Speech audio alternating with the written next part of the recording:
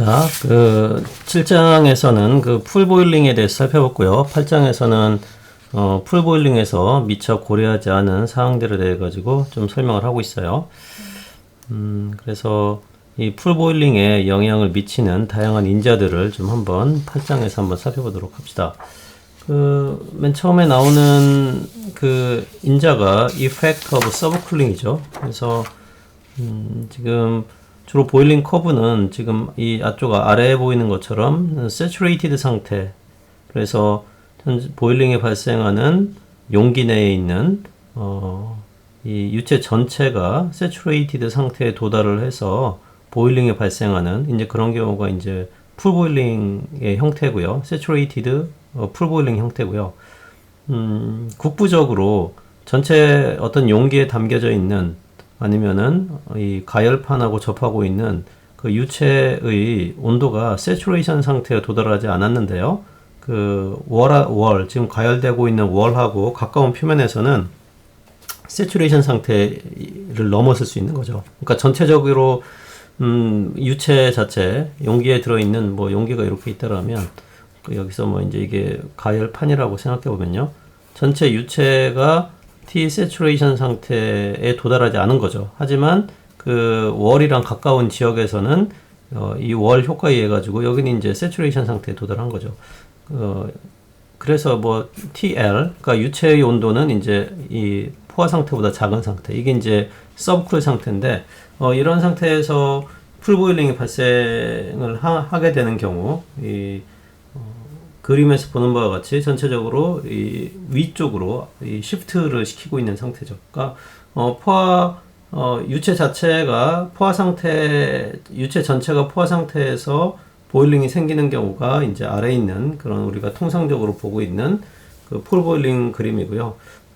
유체 전체가 이제 포화 상태가 아니라 서브쿨드한 상태, 그러니까 T 세츄레이션에 도달하지 않은 상태에서 이 보일링이 발생하는 경우에는 이와 같이 Q 맥시멈도 이렇게 증가하고 있죠. 맥시멈 히 플럭스가 세츄레이션 상태에 도달했을 때보다 훨씬 더 큰 위치에서 차지하고 있는 것을 여러분들이 볼 수가 있을 거예요.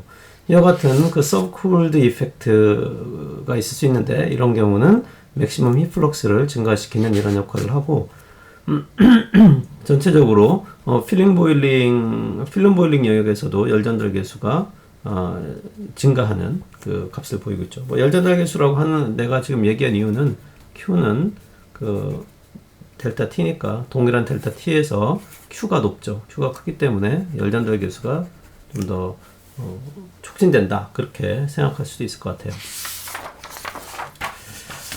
그 다음에 이와 같은 서브쿨 상태의 조건에서 히트 플럭스 하고요. 그 다음에 온도를 한번 매김을 해봤을 때, 예측을 해봤을 때 이와 같은 주버 모델을 통해서 여러분들이 서브쿨 상태에서의 최대 연료속을 계산할 수가 있는 거죠. 특히 이제 여기 T saturation 빼기 TL 이 부분이 지금 서브쿨링을 지금 고려할 수 있는 항이 되겠죠.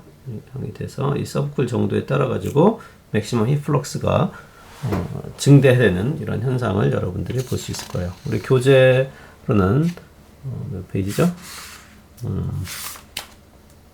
346페이지 보면 확인을 해볼 수가 있겠죠. 그 다음 영향으로는 forced convection인데요. 여러분들이 좀 구별을 해야 될 것이 우리가 관 안쪽에 리퀴드하고 베이퍼가 투페이스 플로우로 흘러가면서 보일링이 생기는 그런 영향하고는 좀 틀리죠. 지금 우리가 지금 하고 있는 것은 풀 보일링이니까요. 풀 보일링은 엄연히 이제 유체가 흐르지 않는 상태에서 이 뉴크레이트 보일링이 도미넌트 해가지고 상변화가 발생하는 그런 현상이라고 볼 수 있는데요. 이 풀 보일링이긴 하지만 리퀴드의 흐름이 어느 정도 발생할 수 있는 조건이 있겠죠. 그러니까 saturated 리퀴드 상태가 어떤 표면이라든가 평판 표면이라든가 아니면은 실린더 형태의 그러한 가열체를 흐른다든가 이런 상황이 있을 거예요. 근데 forced convective boiling처럼 리퀴드하고 베이퍼가 섞여서 동시에 이제 상변화가 발생하는 거랑 틀리게 이제 saturated liquid 상태, 포화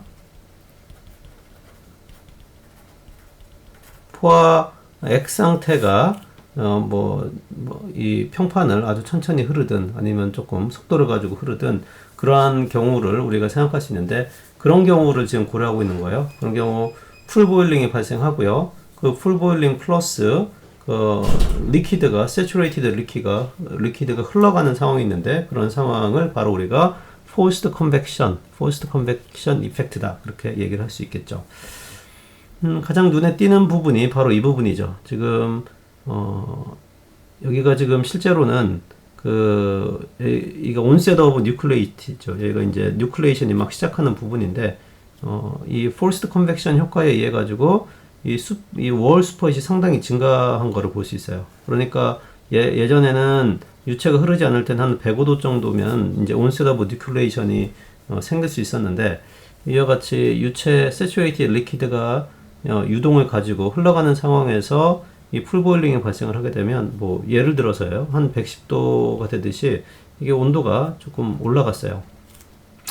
당연히 이제 유체 자체가 흐름이 있다 보니까 더멀 바운더리 레이어를 좀 자꾸 교란을 시키겠죠. 왜냐하면 이 보일링이 생기기 위해서는 이 월 주변에 그 레이어가 충분히 온도가 상승을 해줘야 되는데 유체가 흘러가면서 그 바운더리 레이어를 자꾸 없애는 거죠. 온도가 발달하기 전에 또 쓸어가고 하기 때문에 월 슈퍼잇이 어느 정도 높지 않으면 이제 onset of nucleation이 생기지 않는 그런 상태가 되는 거고요.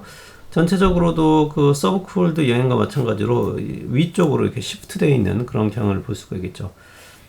그 이유는 그 뉴클레이트 보일링에 의해서만 제거되는 그 열량 플러스 이 forced convection, 리퀴드가 어떤 표면이 됐든 그 실린더 형태의 이 가열부가 됐든 그 부분을 지나가면서 이 단상에 의한 열 전달 효과가 있는 거죠.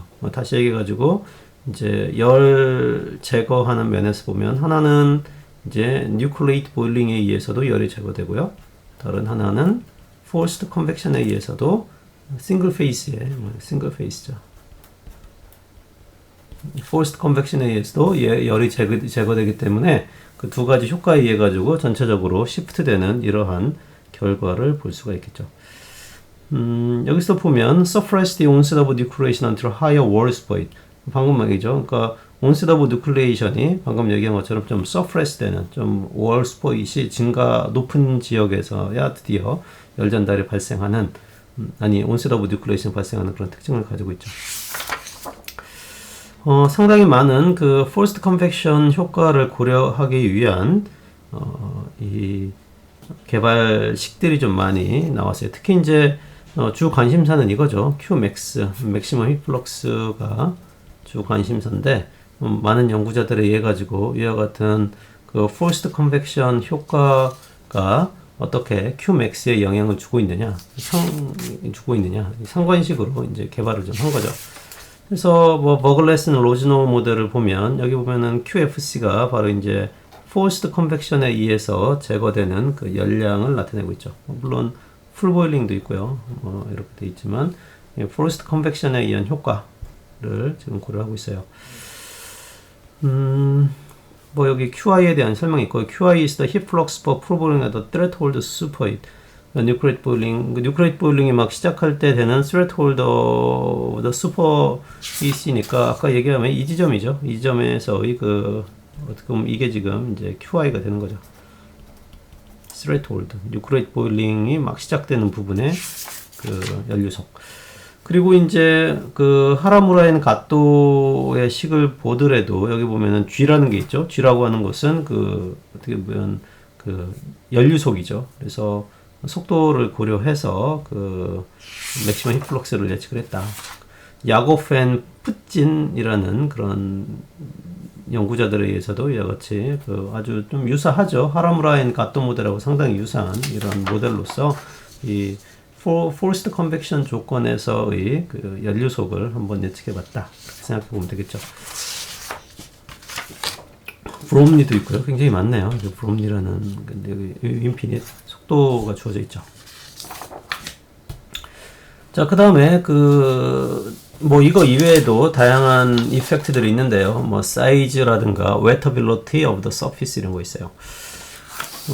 그림 8.3을 한번 보면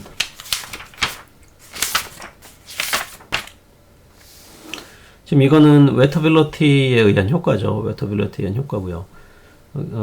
지금 통상적으로 여러분들이 보는 보일링 커브는 이렇게 되는 거죠. 보일링 커브는 이렇게 됐어요. 그래서 여기는 뭐 isolated bubble region부터 뭐 slug column region에서 maximum heat flux까지 도달한 다음에 transition boiling이 되고요. 그 다음에 이제 필름 보일링 형태가 되는 거죠. 물론 이제 필름 보일링부터 서서히 온도를 낮춰 간다라면 필름 보일링부터 월 슈퍼히트를 낮춰 간다라면 뭐 이와 같은 형태를 지금 그리면서 나타나겠죠. 자, 근데 여기 보면 increasing 세타라는 게 있어요. increasing 세타인데 세타는 접촉각이에요. 여러분들이 익히 알고 있는 접촉각인데 뭐 예를 들어서 이와 같은 월에 이와 같은 물방울이 있다. 세실이라고 하죠. 물방울이 있다. 그랬을 때 이게 바로 이 접섬 여기 보면은 기체하고요, 베이퍼하고 리퀴드하고 솔리드가 만나는 지점, 그 점에서 이 리퀴드까지의 접선을 그으면 이 각도가 생기는데 이걸 바로 이제 세타라고 하죠. 그리고 이제 뭐 예를 들어 가지고 조금 더 접촉각이 굉장히 높은 경우를 봅시다. 이제 이거 솔러빌리티가 굉장히 웨터빌리티가 안 좋은 거, 발수성이 소수성이라고 하죠. 그런 경우는 어때요? 굉장히 이제 세타가 크죠. 세타가 커요. 자, 여기에서 지금 이 그림에서 보면 increasing 세타라고 하는 것은 뭐를 의미하는 거다 그러면 웨터빌리티가 안 좋아지는 거예요. 웨터빌리티라고 하는 것은 표면을 잘 적시는 그런 특징이 이제 웨터빌리티인데, 그런 표면을 적시는 그런 능력이 낮아지는 그런 상황일수록 훨씬 더 필름 보일링에 가까운 그런 특징을 보인다가 이 그림의 특징이죠. 여러분 상상을 해봐도 당연한 결과죠. 왜냐면은 웨터빌리티가 안 좋기 때문에 유체가 표면에서 이렇게 살짝만 걸치고 있는 상황이죠. 그런데 이와 같은 표면에서 뉴클레이티드 보일링이 생긴다고 했을 때도 리퀴드가 잘 접하지 않으니까, 여기에 리퀴드가 웨터빌리티가 나쁘다는 얘기는요, 여기에 리퀴드가 잘 접하려고 하는 성격을 가지고 있지 않은 거예요. 그러면 결국에는 뭐 극단적으로 얘기하면 보일링이 생길 때 상당히 초기부터 바로 이제 베이퍼로 채워지는 거죠. 여기 위에는 리퀴드가 있는 거고요. 리퀴드가 있고 베이퍼가 있고, 그래가지고 이와 같은 상황이 좀 더 수월하게 발생할 수 있다가 이제 피겨 8.3에 보여주고 있고요. 접촉되는 표면과 유체 사이의 어떤 관계, 웨터빌리티의 효과가 이렇게 된다, 그렇게 될 수도 있죠. 그리고 뭐 보일링에 영향을 주는, 풀보일링에 영향을 주는 요소들이 꼭 이런 웨터빌리티 뿐만 아니라 사이즈도 영향을 좀 주겠죠. 예를 들어 가지고 버블의 사이즈보다도 굉장히 작은 다이아미터를 가지고 있는 와이어에서 버블 뉴클레이트 보일링이 생긴다. 혹은 뭐 예전에 Qmax 주버 모델을 보면 Qmax를 예측을 하고 있는데 거기에는 형상이 나와 있지 않죠. 형상이 없어요. 근데 많은 연구자들이 연구를 하다 보니까 이 맥시멈 히트 플럭스가 상당히 형상이나 사이즈, 크게 영향을 미친다라는 거는 이미 여러분들 7장에서도 충분히 학습을 했어요. 뿐만 아니라 우리 교재에서 나오는 것처럼 디파스 다이아미터, 여기 보면 우리 교재에도 이렇게 있지만 이 LB라고 하는 거는 Characteristic Length of Boiling이죠. 그러니까 보일링 현상이 발생할 때의 Characteristic Length 하고요, 와이어의 사이즈인데요, RW하고 그 다음에 LB인데요, 이 LB는 기억을 내가 잘 해놓으라고 했죠. 시그마가 분모로 가고요, 그 다음에 중력과 속도의 로 L과 로 V예요. 그래서 아마 루트가 씌워져 있을 거예요. 그래서 아래쪽은 좀 부력에 해당되는 항이고, 이 위에는 표면 장력에 의한 항이죠. 그래서 어떻게 보면은 표면 장력이 굉장히 크면 버블이 자꾸 떨어져 나가려고 하지 않죠. 그러니까 기포가 생겼다고 해도 표면은 자꾸 달라붙어 있으려고 하고, 그리고 아래쪽은 부력인데요. 이제 부력이 점점점 이제 커지게 되면 그 이제 표면 장력을 이기고 이제 떨어져 나가는 거죠. 그거에 대한 캐릭터리스틱 랭스로서 상당히 중요한 역할을 하는데요. 이 LB에 비해 가지고 이 여기 RW 이거는 와이어의 다이아미터예요. 그러니까 보일링이 생기는 아주 니크롬 와이어처럼 아주 얇은 와이어인 거죠. 그래서 이게 굉장히 이렇게 작을 때 이 캐릭터리스틱 랭스에 비해서 이 사이즈가 굉장히 작은 경우에는 우리가 통상적으로 보는 그 보일링 커브를 그리지 않고 있는 거죠. 그래서 여러분들이 이 보일링 커브라고 하는 것은 굉장히 중요해요. 우리가 일반적으로 풀 보일링에서 발생하는 현상은 그 비등곡선을 따르고 있는데, 이와 같이 그 좀 이펙트 오브 사이즈, 좀 사이즈 이펙트인데요. 그 사이즈가 이 캐릭터 랭스에 비해서 상당히 작은 어떤 특이한 경우에는 오히려 필름 보일링의 열 전달 계수가 훨씬 더 높게 나타나고 있는 걸 볼 수 있어요. 그냥 상식적으로 한번 머릿속으로 상상을 해봐도 이제 아주 얇은 이와 같은 와이어에서 보일링이 생기면 기포가 수위 덮어버리겠다는 생각이 들겠죠. 그러니까 뉴클레이션 보일링이 시작하자마자 이 기포들이 그 와이어 둘레를 그냥 다 뒤집어 싸가지고 보다 수월하게 필름 보일링으로 넘어갈 거라고 생각을 할 수 있어요. 그래서 이런 걸 한번 생각을 해보면 이와 같은 사이즈가 작은 이런 와이어 같은 경우에는 또 기존의 풀 보일링이랑은 다른 현상이 나타나겠다. 그렇게 여러분들이 한번 상상해 볼 수 있는 거죠. 그리고 또 풀 보일링에 영향을 주는 요소가 이제 서피스 러프니스인데요. 서피스 러프니스는 이미 우리가 그 다양한 그 열 전달 계수를 예측하는 이 풀 보일링에서 열 전달 계수를 예측하는 그 모델들이 많이 있었죠. 거기에서 대표적으로 그 CSF를 사용하는 그러한 그 모델이 있었어요. 그러니까 통상적인 그 뉴클레이트 보일링 발생하는 그런 모델 중에서 여러분들이 알고 있는 여기 있죠. 바로 테이블 7.1에 있고요.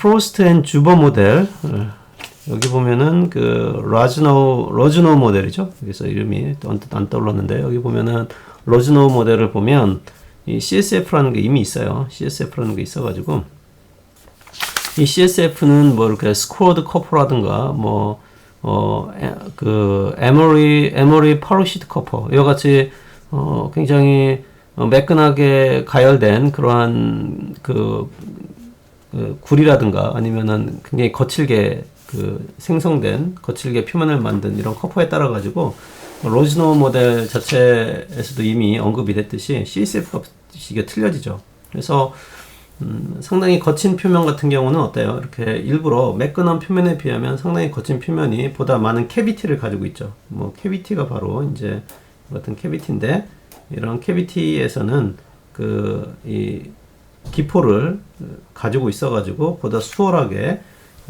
버블이 생성될 수 있는 그런 환경을 만들어주죠. 그래서 당연히 이거는 풀 보일링에 지대한 영향을 미치는 인자라고 볼 수 있겠어요. 그리고 보다 거칠면 거칠수록 보다 풀 보일링이 활발하게 생기고 열 전달 능력도, 열을 제거한 능력도 훨씬 더 탁월한 능력을 보일 수 있겠죠. 그 다음에 나오는 게 이제 gravitational acceleration인데요. gravity, 중력도 이와 같은 풀 보일링 현상에 영향을 주겠다는 거죠. 뭐 어떻게 생각해 보면은 언뜻 이해가 안 될 수도 있는데요. 버블이 생성이 돼서 떨어져 나가는 그런 상황을 한번 상상을 해보면, gravitational acceleration이 영향을 미치겠다, 그렇게 볼 수 있어요. 그리고 실제로 뭐 지금은 좀 오래된 얘기지만 예전에 내가 대학원 생활을 할 때 비행기를 높이 올라간 다음에 그거를 무중력 상태로 만들기 위해서 낙하를 하죠. 낙하하는 상황에서 이 물이 끓는 그런 보일링 현상을 연구하는 그런 논문들도 내가 좀 읽어본 적이 있어요. 여기서도 보면 아까 얘기한 그 capillary length scale, 이 보일링이 일어날 때 이거 기본적인 어떤 무차원수로 사용될 수 있는 랭스 스케일인데 여기 G가 들어가 있죠. 그러니까 이 G는 뭐죠? 이거는 부력이죠, 부력. BUOY, buoyancy force. 그러니까 이 부력에 해당되는 부분이기 때문에 이 부력이 달라지는 거죠. 이 부력이 달라지면 당연히 이 버블이 디태치되고 떨어지고 성장하고 이제 그런 상황이 틀어지기 때문에 당연히 이제 이 그래비테이셔널 이펙트가 있을 거라고 생각할 수 있는 거고요. 그 다음에 이 람다 T가 most dangerous wavelength죠. 그래서 여러분들 헬몰즈 인스타빌리티에서 굉장히 중요한 그런 이 내용이었고요. 그 다음에 맥시멈 힙플럭스를 구할 때 이 웨이브 랭스에 의해 가지고 리퀴드가 그 표면에 들어오지 못하죠. 웨이브가 생겨가지고 이제 그럴 때 상당히 중요한 요소였고요. 이 most dangerous wavelength는 결국에는 Qmax에 영향을 주는 인자죠. 근데 여기도 보면 G가 들어가 있죠. 그래서 여러분들이 이렇게 gravitational effect가 이러한 CHF에도 영향을 줄 수 있겠구나. 그렇게 여러분들이 생각할 수 있겠어요. 그리고 또 우리가 생각하지 못했던 다양한 이펙트들이 있는데요. 이제 또 우리 책에서 설명하고 있는 other aspect예요. 이 8장의 제목은 이 풀보일링에서 우리가 고려하지 않았던 여기 보면 other aspect죠. 그래서 다른 측면을 좀 살펴보기 위한 건데 라이덴프로스트 피나미너 이 현상에 대해서 뭐 특별히 다루고 있지 않았어요. 왜냐하면 우리가 필름 보일링이라고 하는 것도 이 라이덴프로스트 피나미넌과 틀리게 이 위에 있는 어떻게 보면은 원형의 형태로 된 원판의 형태로 된 뭐 물방울이라고 할 수 있죠. 리퀴드 드럼넷인데요. 이런 것들이 무한대로 펼쳐져 있는 이러한 필름 보일링 형태만 조금 생각을 해봤지 이와 같이 물방울 같은 형태가 아주 뜨겁게 가열되어 있는 표면에서 어떻게 보면은 필름 보일링이 일어나는 현상은 우리가 크게 보지는 못했어요. 굉장히 특이한 현상이고요. 우리가 풀 보일링 곡선에 있어서도 이 지점을 라이덴프로스트 포인트라고 하기도 하죠. 라이덴프로스트 포인트라고 하기도 하고요. 이 사람 이름인데요. 이 현상을 관찰해서 그래요. 특히 이제 여러분들이 요리를 하기 위해서 프라이팬에다가 물을 한번 탁 떨어뜨려 보면 상당히 가열되어 있는 프라이팬 같은 경우에 이 물이 이렇게 공중에 떠서 돌아다니는 현상을 여러분들이 볼 수 있는데 그게 바로 이제 라이덴프로스트 피나미넌이죠. 그래서 뭐 항상 사람들이 어떤 뭐 현상을 좀 관찰을 하고 나서 그 다음 하는 거는 뭐 수식을 좀 세워가지고 우리가 여기서 보는 뭐 이 델타도 한번 예측해보고요. 뭐 U도 예측해보고요. 여기 같은 경우는 지금 증발이 여기서 발생하겠죠. 이 물방울이 있다라면 이 물방울 아랫부분에서 열이 보통 여기는 베이퍼죠. 리퀴드고 이렇게 베이퍼가 차 있는 거죠. 그래서 이 T1로부터 이 베이퍼를 통해서 열이 전달되고 여기에서 이제 증발이 발생하는 거죠. 그래가지고 이 리퀴드 드럼넷은 어느 일정 시간이 지나면 다 증발을 해버리겠죠. 그래서 뭐 그러면 어느 정도 시간이 지나면 이 리퀴드 드럼넷이 다 증발이 되겠느냐, 뭐 그런 것도 관심이 있을 수도 있고요. 현재의 다양한 조건 상태에서 이 델타는 어느 정도나 될 것이냐, 뭐 점점 이 H는 줄어들겠죠. 왜냐하면 증발이 일어나니까. 그러면 이 리퀴드 드럼넷이 어떤 열 전달을 통해 가지고 이 점차 이 볼륨 사이즈가 왜 어떻게 줄어들겠느냐, 그런 거에 관심이 좀 많이 있는 거죠. 그리고 여기에서 이 생성된 기체 상태는 어디로 빠져나가겠어요? 당연히 위로 올라갈 수 없죠. 그래서 이와 같은 속도를 가지면서 이렇게 빠져나가는 그런 현상에 대해 가지고 관심이 있을 거예요. 위에서 바라보면 이런 거죠. 위에서 바라보면 이와 같은 이 리퀴드 드럼넷이 위에 있고요. 이게 앞에서 바라보면 이런 형태가 되는 거고, 위에서 바라보면 이제 밑에가 좀 떠 있는 거죠. 그래서 얘가 점점 이제 증발해 가지고 없어지는 그런 현상이 이제 라이덴프로스트 피나미넌이고요. 여러분들 교재에 굉장히 재밌는 거 많이 있어요. 그래서 도대체 시간이 TV라는 게 있는데 시간이 얼마가 흘렀을 때 이 리퀴드 드럼넷이 다 없어져 버릴 거냐 그런 거를 예측하는 식도 있고요. 그래서 여러분들이 라이트 앤 프로스트 피노미나 눈여겨서 한번 읽어봤으면 좋겠어요. 그 다음에 나오는 이펙트가 바로 이제 그 상당히 굉장히 얇은 그 리퀴드 필름이 존재할 때 그런 경우에 이 풀보일링은 어떠한 뭐 다른 효과가 있을까 이제 그거를 좀 살펴보는 건데요. 그래서 여기 보면 fluid wall interactions and disjoining pressure effect라고 되어 있죠. 그래서 그림에 여기 솔리드가 있고요. 솔리드가 있고 여기 리퀴드가 있고요. 여기 베이퍼가 있는데요. 여기 보면 굉장히 얇은 델타가 굉장히 얇은 이런 그 상태에서 만약에 풀보일링이 발생한다면 이런 상태에서 풀보일링이 발생한다면 좀 기존과는 좀 다른 현상이 있느냐 이제 그거에 대해 가지고 살펴보고 있죠.